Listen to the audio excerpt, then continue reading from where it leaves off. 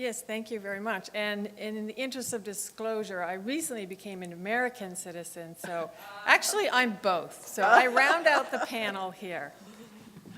I'd like to say I'm here, as you saw in the program, Phil Don was scheduled to present, and I have communicated with him, and he sends his regrets that he couldn't come today.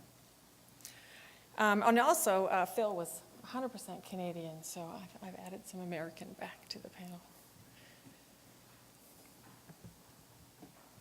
So I think all of you will agree that there's been a transformation in how we think about protein, and if you've been around as long as I have, back in the 70s, this is what protein looked like. It was really niche, it was athletes, and it was in whole food. So most everyday consumers did not think a lot about protein. Versus today, where we see a diversity of products, all sorts more processed types of products in different kinds of formats, appealing to a much wider consumer base. So really a transformation when you think about it. There are a few exceptions, and I will give credit to Phil for this one, for sending me these images. So one of the few is, of course, Special K, that has been promoting protein in a product. And I would note that that baby could easily be me. The timing is just right, and the baby has white hair. It's exactly what I looked like at that time. And also, we can't really talk about protein without considering the long history of looking at macronutrients in the diet for weight loss. And this is the earliest published record by Mr. Banting, who, I wrote some notes here. At the time, he was 202 pounds and 5'5", and he couldn't tie his shoelaces, which was very distressing. So he went to his surgeon, and this is what his surgeon recommended: no starches, sugar, beer, or potatoes. So this is really the first high-protein diet. He lost, his weight went down to 156 pounds. His BMI went from 34 to 26. So pretty successful, and this is the first published record that can be found. Of course, it's been transformed over the years. Dr. Atkins has been the most influential, whereas today, what we see is more fragmentation and specialization for specific consumers.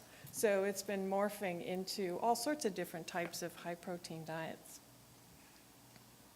Now, I am also, and I'd like to thank Jim House for introducing the New Nutrition Business Trends, and I'm going to rely on this publication because it uses a wide range of sources to define the trends in the marketplace. So it looks at information in the scientific community as well as consumption data, internet chatter, etc. So I have the data for 2017, and we've moved up a notch, so now it's at number 6. So it's really an interesting trend. Natural sources tend to be preferred now in this year. And also it's really interesting because it's an ingredient, but it's also a health halo. So consumers will attribute different health benefits to protein, and that can be from energy, recovery from exercise, firmer body, weight loss, and healthier skin and hair. But it's really not sufficient to look at protein alone. You have to look at the trends that are related to it. And the more trends that are interrelated, the more robust the trend. So protein is really interrelated with a lot of other trends. So that makes it a robust trend. It's related to plant-based as well as sportification. So you're seeing a lot more types of proteins in the marketplace. It's tied to personalization, as well as other trends, snackification, carbohydrates and inflammation, so the reduction in carbohydrates and seeking more protein. And this is just one specific form of this trend, and you see this, if you're like me and you go to some of these running events, these vegan athletes can be quite militant about their beliefs. They often have vegan across their rears and running. So this is a whole movement in and of itself within that protein trend.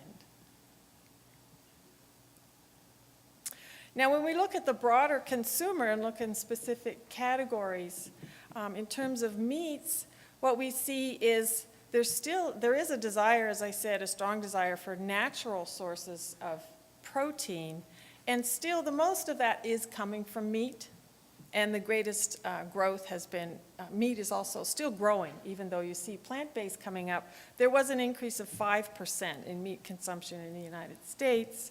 So vegetable protein is increasing, but meat still predominates at this time. But the projections for plant-based are to grow substantially over the coming years, and that the market share for protein will be from plant-based sources by the year 2050.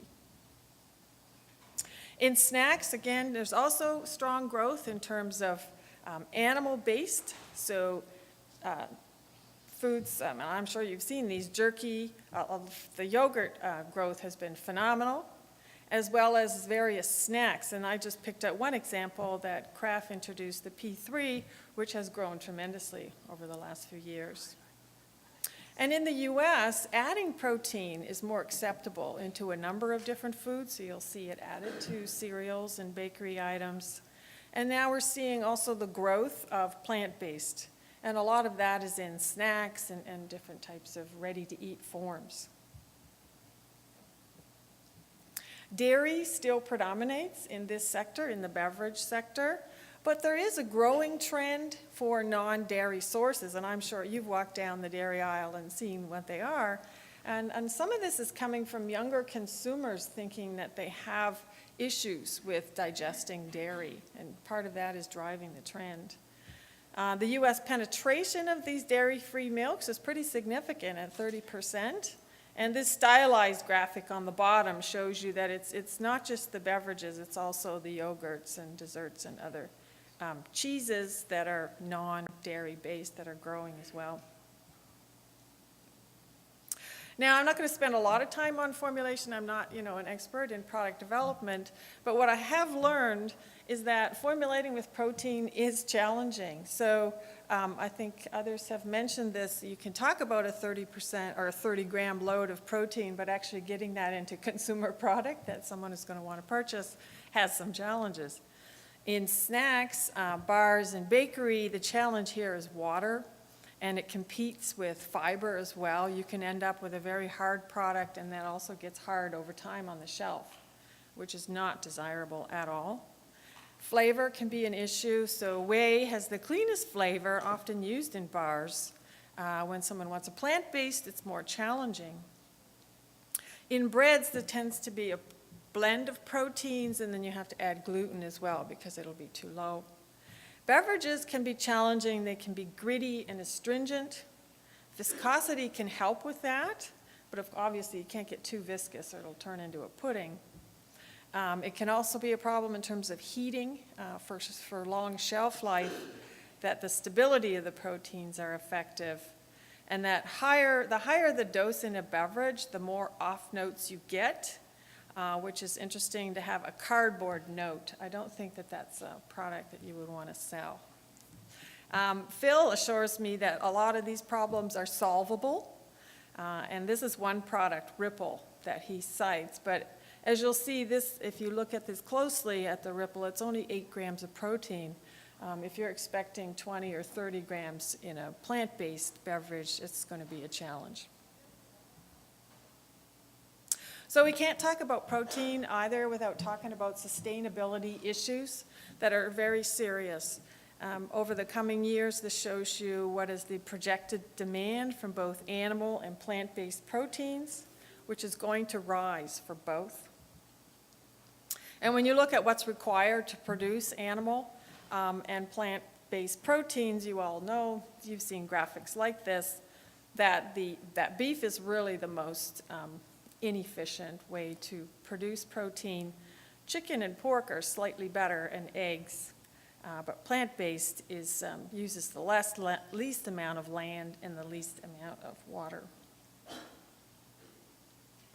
But when we look at the consumption data, I'm a little bit, it seems like there is some room for optimism because it's not beef that's growing the most, it's actually poultry that's growing the most.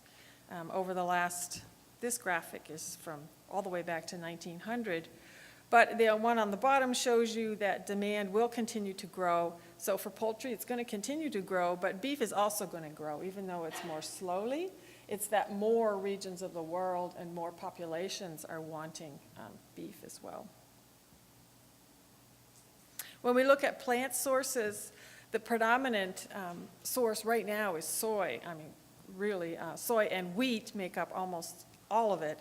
But there is opportunity for the future. And I couldn't find any good data past 2011, so I don't know what it is today. It seems to me that it's probably, this pie might be letting in a few other sources that we might see.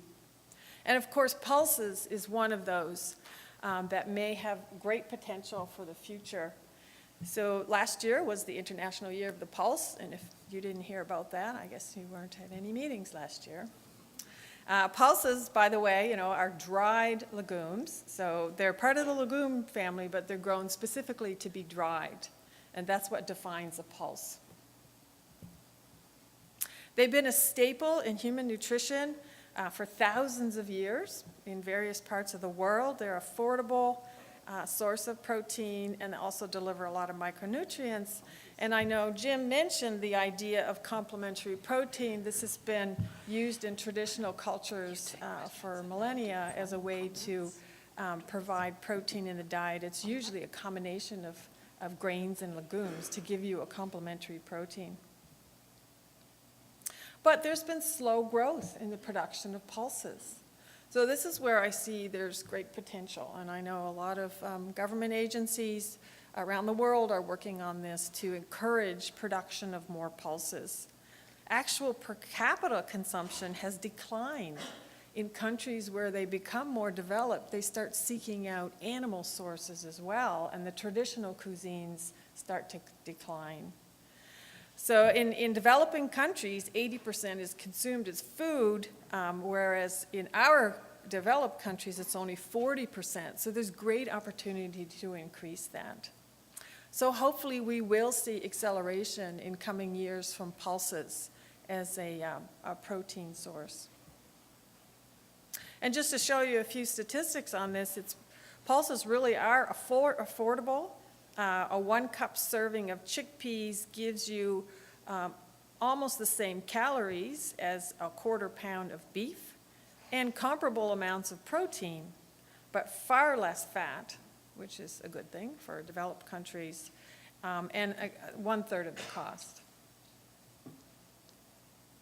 Well, what do we see in developed markets? We aren't going to all start eating staples. That's not what the food supply looks like. It's much more processed products, and we're seeing a lot of those coming out in the marketplace. So this data shows us the new product launches, 74% growth from 2010, and I'm sure you've seen them yourself. And pea in particular is one of the sources that is growing fast. And I wanted to illustrate the example of using complementary approach to increase protein, and how this actually might help solve part of the problem is to be smarter about how we deliver protein. I know this is a busy slide, and I'll try to, where is that? Which one of these is the pointer? Okay. So when you consider the protein quality, and in this case I'm using PDCAS to look at how we determine the amount of protein in a product, you'll see that in a traditional durum wheat pasta, when you look at how much protein is in that product, it's 6.4 grams, but you have to correct for the PDCAS. So the PDCAS for this example is 0.43, because wheat is low in terms of its nutritional PDCAS value. You end up with only 5.6% of the daily value for protein, which is not claimable. But if you combine a lentil with a wheat, you improve the PDCAS because you're supplying more of the essential amino acids. And what you're making up for is the low leucine in wheat. You end up with a PDCAS of 0.71. So you're really increasing the protein quality score for that product. It brings it up to 11.5% daily value, and now it's claimable as a good source of protein. So this is just, and I'd like to credit Pulse Canada for developing this example, but this is one way that we could be providing more protein. So in conclusion, I want to say, you know, protein is a strong market trend in terms of food industry, you know, what we look at in terms of what consumers want. It's definitely a strong trend, and the global demand is going to continue to grow, but sustainability is going to be an issue, something that we are all going to need to understand, and that future solutions have to take sustainability into account, but also look at the local consumer and the market in which it's being developed. That's it. I got us done on time. I'd be happy to take any questions.